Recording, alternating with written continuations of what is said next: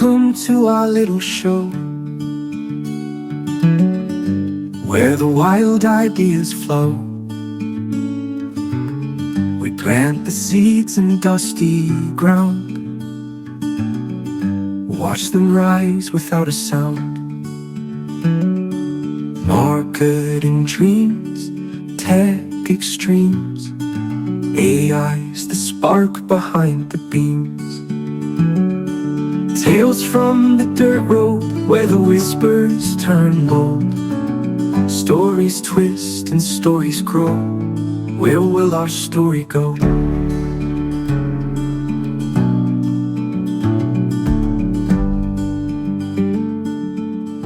Well, Liz, it is fall, which means change is in the air. Change is glorifyingly in the air, but also with change, as we humans enjoy the leaves falling and the things changing.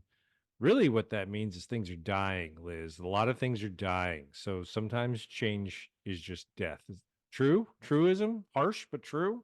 Harsh but true. Yeah. Yeah, yeah. So I think today, although there could be a spin-off discussion about the, El Muerte of the Dia. I think what we're going to talk about today is the changes in the strategic communication slash PR slash mass comm world and how we have pivoted and how we're seeing others pivot or something close to that. True?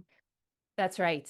And you're absolutely right. This is a perfect time to be having this discussion because fall is one of my favorite transitions. Mm. What is the latest research that this instead of that January 1 kind of kickoff reset, a lot of people argue, and I think some research shows this, that fall is the right time to do that. So hopefully this discussion sparks some ideas for people. I feel like this comment I'm about to make is both poignant and punny, which is that is a sage piece of research.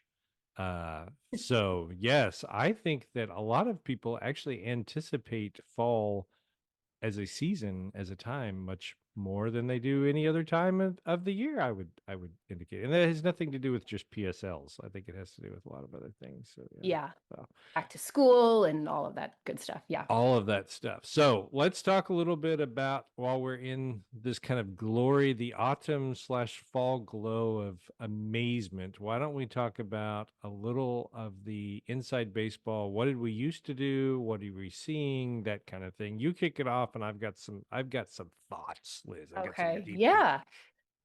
Yeah. So as we look back and look around us, it's no secret that like earned media now competes with influencers, branded content, paid placements, right? All of these things that didn't exist, uh, gosh, fought, well, 10 years ago, let's 10, say. 10, a 10, decade ago. 10. Yep. Yeah. Yep.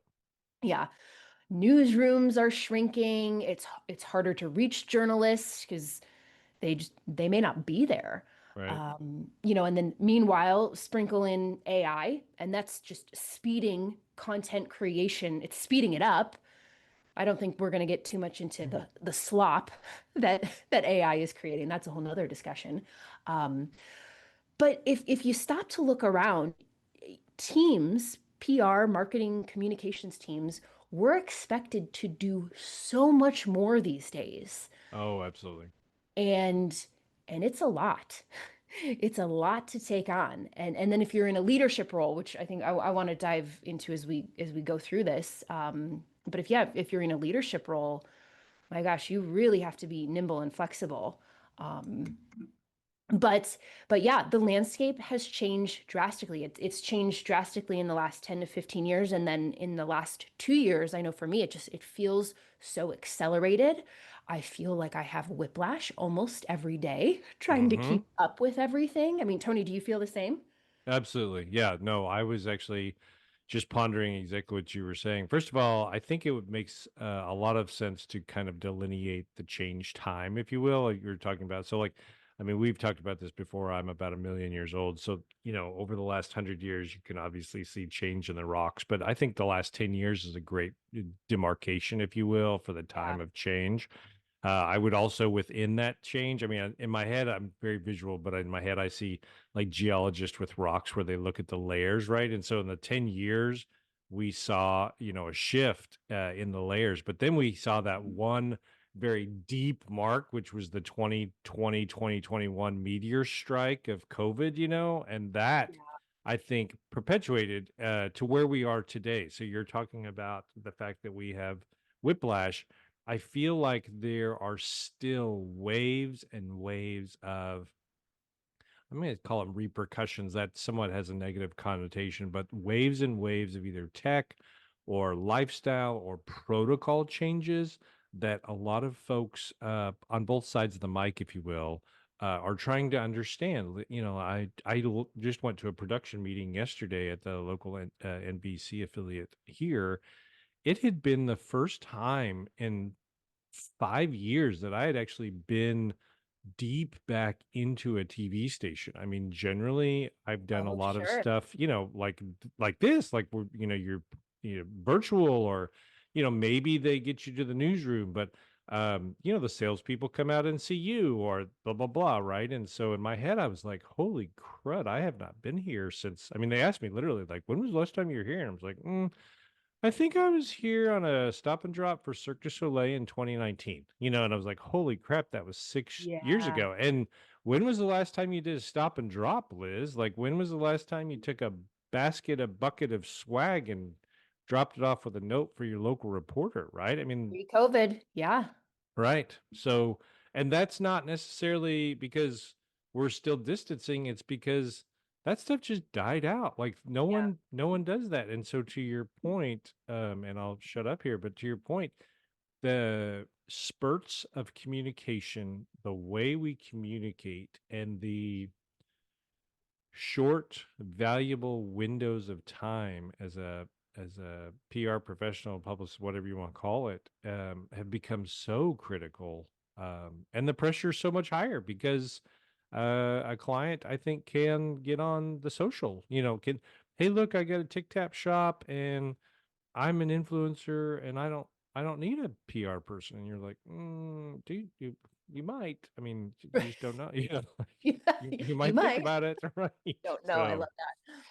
I love back it. at you. Well, and that came up in a conversation I had just a couple weeks ago.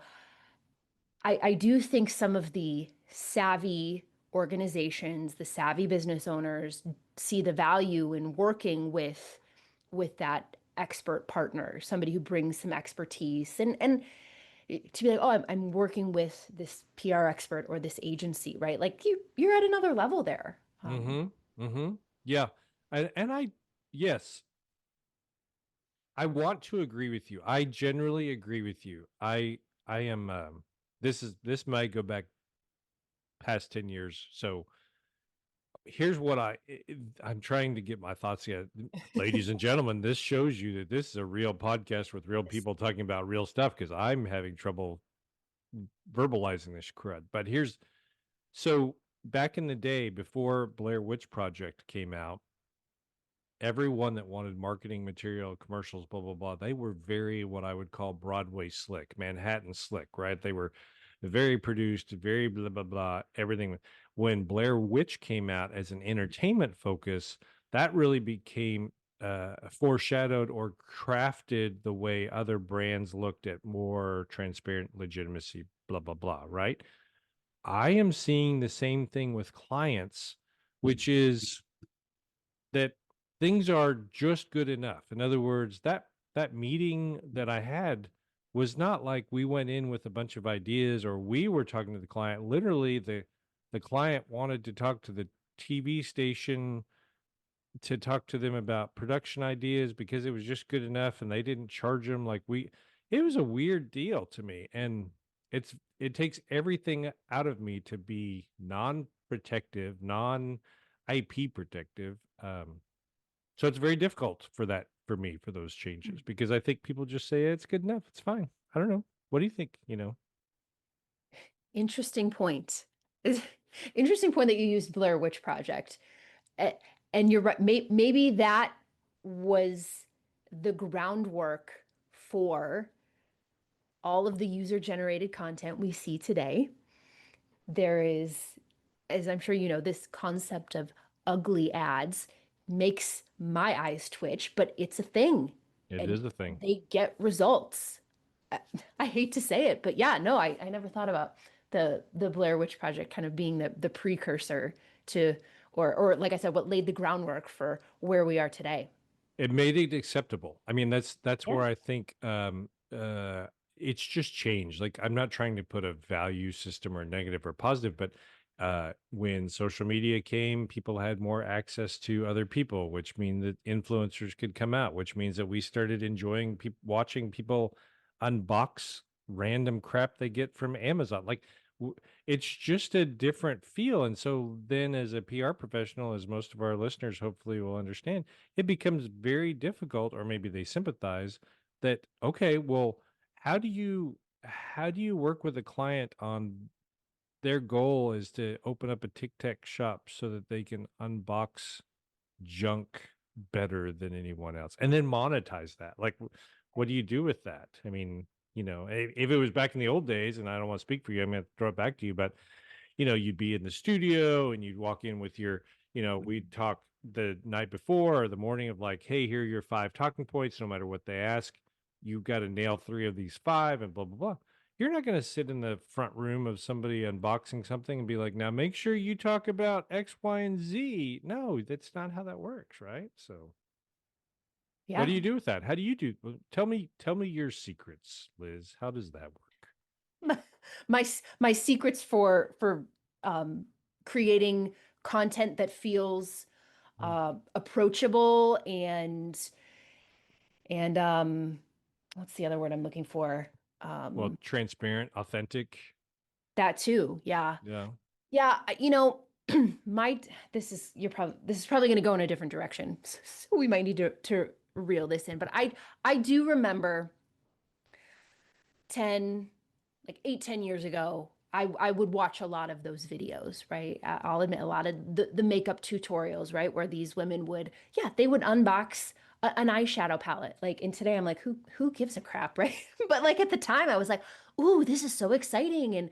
And there were moments where I stepped back and I'm like, it takes a really special person to look in the camera and have an entire conversation as if someone is there, but it's a camera. Like Mm-hmm. when I struggle with that in the sense that like when I film video for myself or when I'm, kind of guiding a client, like, yeah, we do have a script and we try to make it obviously as natural and approachable as possible. But it's not like these influencers who will have hour-long conversations essentially with themselves. Mm-hmm. I That's always thought right. that was so weird. And kudos to them. Like they have monetized the heck out of it and some of them are still making millions. So good for them. But I just always thought that was so weird. That's so interesting now that you say that, because, like you say, we probably reel this in. We've gone off, but we're sitting here talking about the changes from our side of the professional camera, the journalist side, right? Well, think about what you just said. I mean, I know a lot of people that spend a lot of money going to college to get a degree in journalism, mass comm, right? And their whole epiphany of life, or their goal of life, was, I want to sit at a desk reading a teleprompter into a lens or a set of cameras that I am in someone's living room. Well, influencers and or anyone else that is doing what you're talking about is making that instant connection without spending $125,000 for a degree to go to Columbia to do that, right? I mean, that's basically what they're doing. Yeah. I mean, which gets it to another part, which this has become an amazing podcast, and there's so many, but like the credentialed media person itself, like that, from the relationship, which people don't maybe realize, there is a relationship between the journalist and the PR professional. And the fact that I'm going to call it a dance because that cheapens it, but there's always the, look, you want a story, I want to tell you my story, you might want a little different story. Like, how do we work the middle kind of thing, right? Yeah. Yeah. with with an accredited journalist that just happens to have grabbed, their best t-shirt and a pair of jeans that morning and schlepped in with a driver's license, they may not understand that. I mean, what they're looking for are hearts, likes, views, claps, whatever the moniker, the benchmark is on their social that day. And they don't care because they're not coming back. They're not going to come back. That is the anchor between a journalist and a PR professional. Is you're in a market, there are 3 or 4 of your stations there, you happen to be the one that covers X, and so you and I are going to work together on that for a long time. And Yeah. so you're not going to burn me, I'll try not to burn you. Like, I'll provide good content to you so you can provide, it's totally different when you get, that's a huge change now that you talked about it a little bit. So Yeah, and going back to some of your points about going to a station in person, as you were talking about that, I was thinking, oh, wouldn't it be great if we could get back to that? But I don't think yeah. we will, because Mm-mm. if you look at where things are going, with Substack or Medium, right? A lot of journalists and thought leaders have gone that route where it's, hey, I've got good ideas, I've got great content, you're going to pay me directly. And I have no problem with that model at all. I think it's great. But for PR comms professionals, it's different. It's different. It We're is not different. going back to the way it used to be.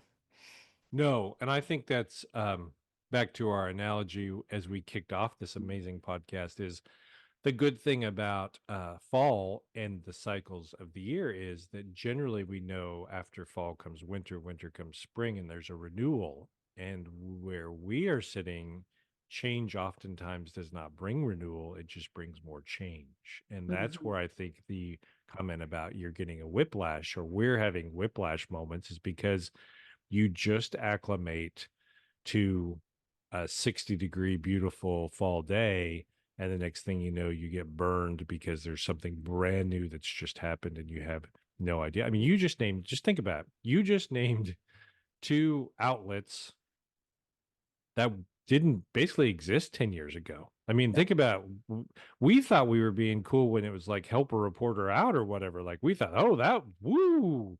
Right. Well, that was revolutionary back then, but now I mean, it doesn't even exist as far as I know. I don't know. It may still exist, but I don't use it. I mean, I don't use that at all. And No, I don't.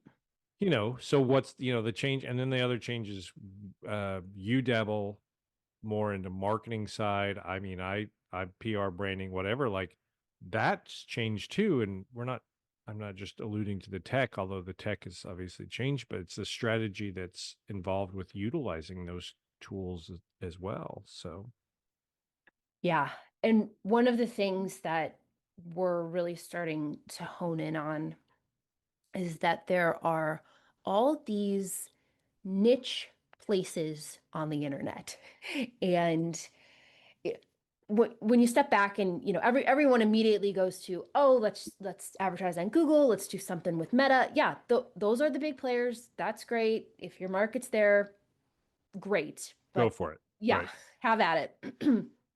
Start testing, figuring out what your cost per lead is, and then scale your campaigns accordingly, right? Once you've honed in on what you need.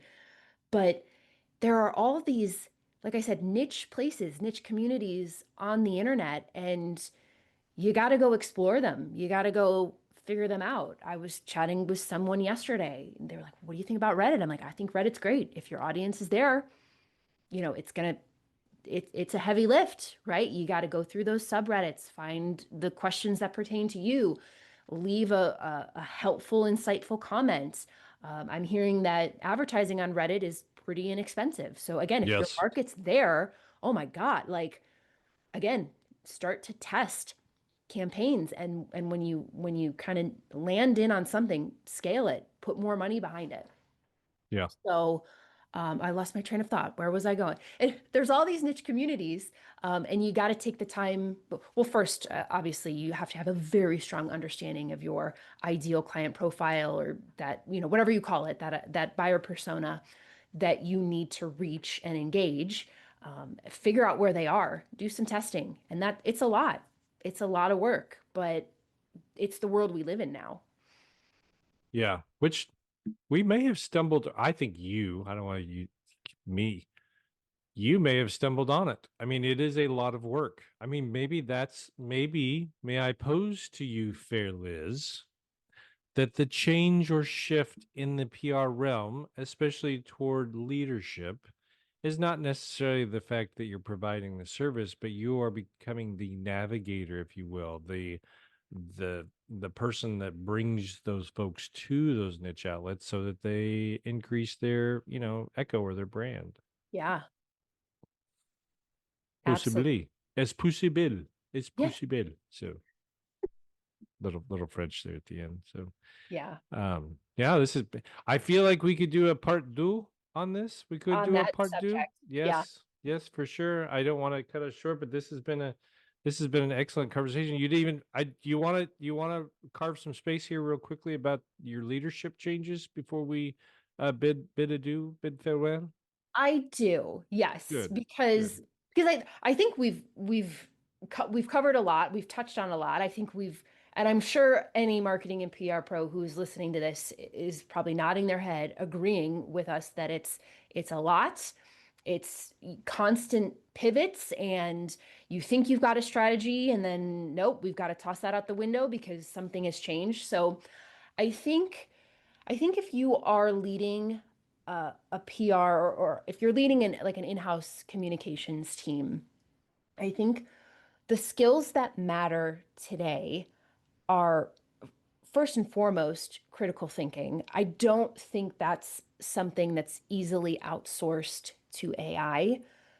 We've been experimenting with AI agents. I mean, I could do a whole nother podcast on that, right? Yeah, Like right.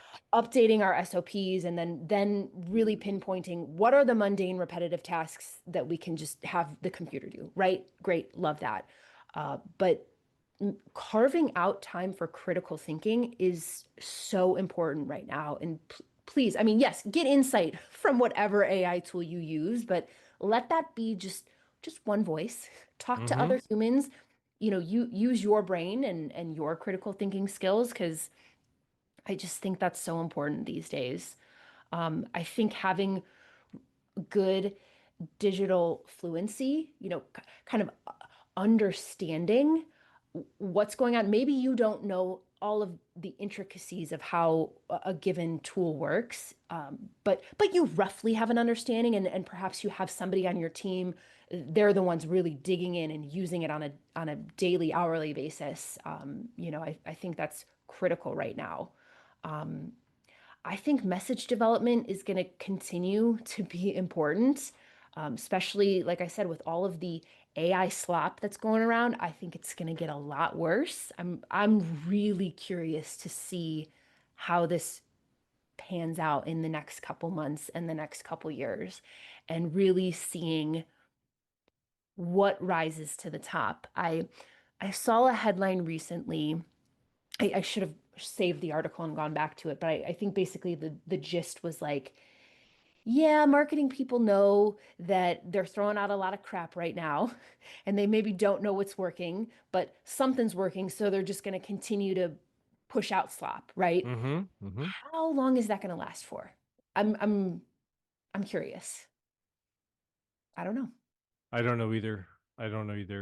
Um, and candidly, that is a great question to pose, because I think we're all wondering a little bit about the future of marketing in general. I mean, Oh yeah. the more accessible tools become, I think that people are going to stop being as afraid. Generations, if you will, are going to be less afraid of just pulling up a Google Dash and trying to place their own ads or doing those type of things. I mean, at some Sure. point, you can't hold the tech for yourself forever. So that's Right. all right. Sage points, good points, excellent points. Once again, we have knocked out. I mean, just amazing. Oh, hang on. Oh, I wish we had Smell-O-Vision on our podcast, Liz. That may be an apple pie or mincemeat pie baking in the oven. It may be time for me to go by and get myself a little PSL and Love it. sit back and enjoy the change, Liz. Just enjoy the change, because you know Yeah. what? it's inevitable. It is always coming. This is true. Yep.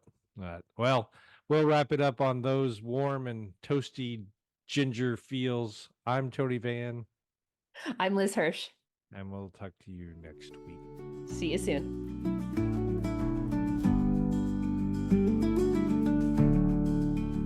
From gravel paths to starlit skies, we chase the sparks with open eyes. The future hums in the air tonight. Every step feels like first light. Will it bend like a willow or roar like a stream? Will it build a new world